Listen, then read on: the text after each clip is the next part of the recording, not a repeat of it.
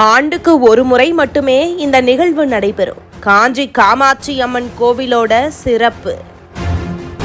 தமிழாண்டுகள்ல சோபகிருத ஆண்டு முடிஞ்சு குரோதி சித்திரை ஆண்டு தொடங்கியதை ஒட்டி தமிழ் வருடப்பிறப்பு வெகு விமர்சையா கொண்டாடப்பட்டுச்சு.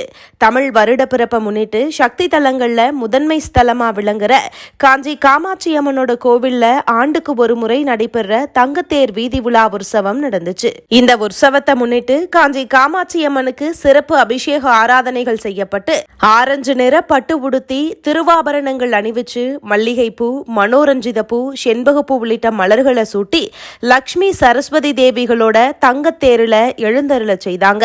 பின்னர் மேலதாள வாத்தியங்கள் முழங்க பக்தர்கள் வடம் பிடித்து இழுத்து வர காஞ்சிபுரம் நகரோட முக்கிய ராஜ வீதிகள்ல தங்கத்தேர் வீதி உலா உற்சவம் வெகு விமர்சையா நடந்திருக்குது. தமிழ் புத்தாண்டையொட்டி நடந்த இந்த தங்கத்தேர் வீதி உலா உற்சவத்தை வழி நெடுகிலுமே திரளான பக்தர்கள் காத்திருந்து சுவாமி தரிசனம் செஞ்சு வணங்கி வழிபட்டுட்டு போயிருக்கிறாங்க. இப்போ இந்த தங்கத்தேர் திருவிழாவோட வீடியோ தான் இணையதளத்துல ரொம்பவே வைரலா பரவிட்டு வருது.